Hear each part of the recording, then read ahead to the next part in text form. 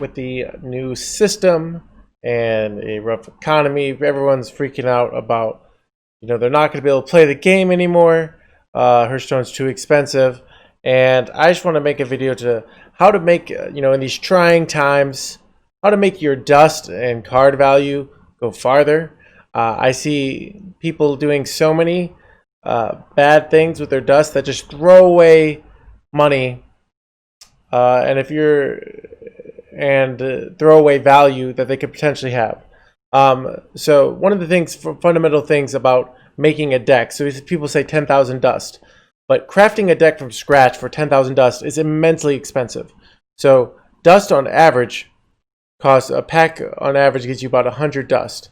So to get for example, a 20,000 dust deck would cost $200, and it will get you nothing but those cards. It's incredibly expensive if you're going to just craft from scratch.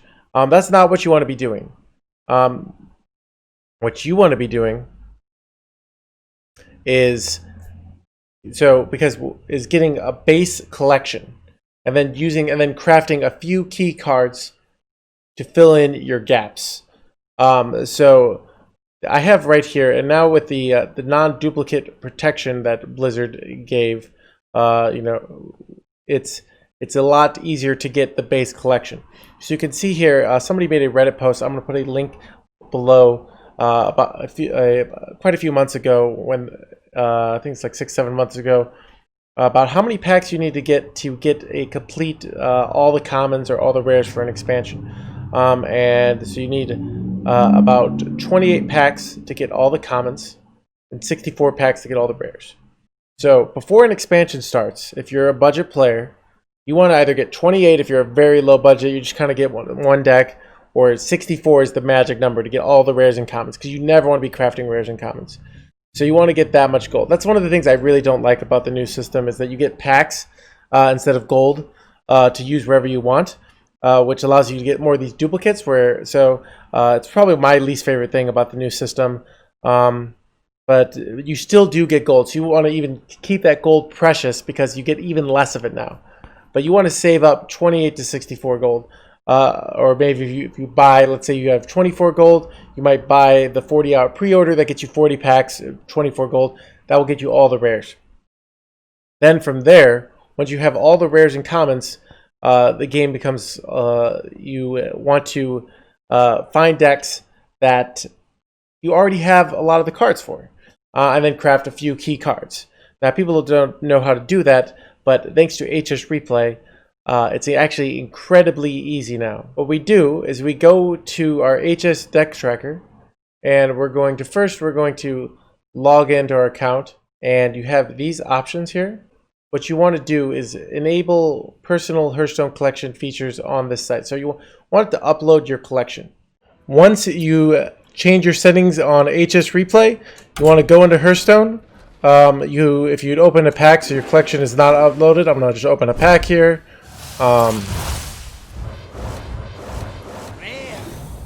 Open a pack. Then you go to My Collection, and you should see in the bottom right, you get this collection uploaded. Find decks on HSreplay. So you can see once your collection is uploaded into Hearthstone, you want to go to this deck section of HSreplay. And the deck section will show you all the most played decks and how much dust you need. So you can see here, I'm on my Asia account because I'm missing cards. Where my America account, I always get all the cards. But my Asia account, you can see I'm missing cards, and I can see what I'm missing. You see, for the most popular Evolve Shaman, I'm missing 2 legendaries. So on the surface, it might look like I can't. That's an expensive one to craft. We'll get to that later. But you can see Aggro Shaman, Demon Hunter, for just 400 dust. Secret Rogue, I could craft for 400 dust. I just have to craft 1 secret passage, so I can kind of see what's affordable and what's not. I could see here that Guardian Druid I might still be able to play, but I don't have Yasharaj. So it might be a thing of like, well, if I am willing to craft Yasharaj, which might be used in other decks, I could craft that.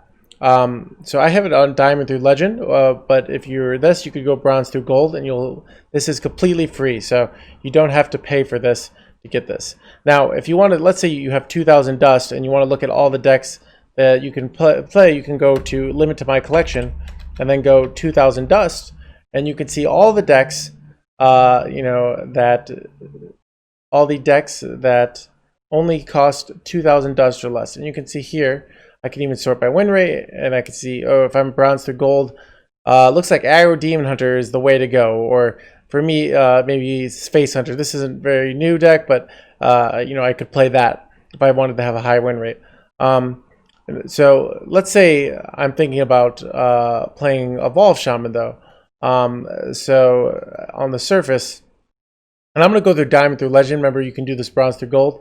So if I go Diamond through Legend, you can see the highest win rate one does have this Inara in it. But you could see here, there's a version that that has that I have all the cards for. I don't need to craft these legendaries. At least in the initial surveys, has a 61.4% win rate. So, you know, if I'm on a budget, am I really, you know, with going to see, you know, I might play this version instead of crafting Instructor Fireheart. Sorry, because I might say, well, Instructor Fireheart doesn't look like I really need it. If you're kind of wanting to see if a deck is a Kara's core or not, and you're not sure, there's the drawn win rate is a very good approximation. So let's say we're looking at Evolve Shaman, and you're not sure what you need. So we can see here, if we go to drawn win rate of Evolve Shaman, well, Desert Hare, Bogspine Knuckles, Dread Corsair, these all cards have very high drawn win rates. So we pretty much completely need these. For this Mana Saber, which isn't, you can see why this card isn't being run in most lists right now. Very low, Faceless Corruptor, very low, Farsight, Mutate, and these are cards that have already been cut from most lists. But this is kind of the most popular. You can see kind of what cards are absolutely core to the deck versus which cards are, you know, probably useful, and what cards might even be worth cutting anyway. So if you're on a budget and you don't have Mana Sabers, well, that means you should cut those cards out and put something else in. So if you're, let's say, you're looking at trying to find other decks, you can often see similar decks. You can see most versions have cut the Mana Sabers for the Sludge Slurper.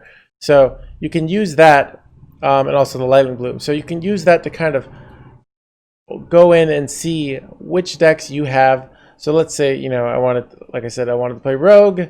I can see, okay, what Rogues decks can I afford here? I can see, oh, I can play Secret Rogue.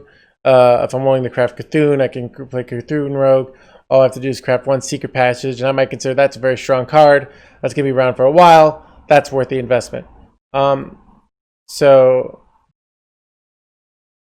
yeah, that's how you can go within the decks thing and kind of navigate and find a deck that's within your budget and that's good for you, so you don't have to break the bank when crafting a deck. I want to just kind of reiterate the things. One, you want to get either 28 or 64 packs every expansion. Save up dust, save up gold, as I say, so you can make sure you get that, so you can get the base of this. And then from there, you want to upload your collection into HSreplay and then look for decks that you already have a lot of the cards for. And then finally, you want to see out of those decks which cards are completely necessary and which aren't. Because maybe you could play a budget version that either is just as good or 98% as good. Where if you have a deck that has, okay, it has a 1% less win rate, that's not a big deal. If you're a budget player, that's not worth spending $40 on. Where, you know, if you're me, you're going to spend that $40 on it because I'm a professional player. But if you're kind of casual, you know, don't spend that. Find the cheaper version. So those are real basic tips for how you can make your money go farther in these trying times. You know, don't you know, if you're going to give Blizzard money, make sure you give them money and get value for it. And I give Blizzard lots of money, but make sure better believe I get my values worth. So make sure you get your values worth. Don't be disenchanting and then re-enchanting. I see here people are disenchanting whole decks from scratch, where you're just wasting huge amounts of dust and getting very little for it. So make sure you make your value go farther. And hope you guys found this useful. If you, I do lots of normal gameplay and guide stuff. This is not my normal stuff, but If you like this, leave a like and subscribe, and hope to see you guys soon.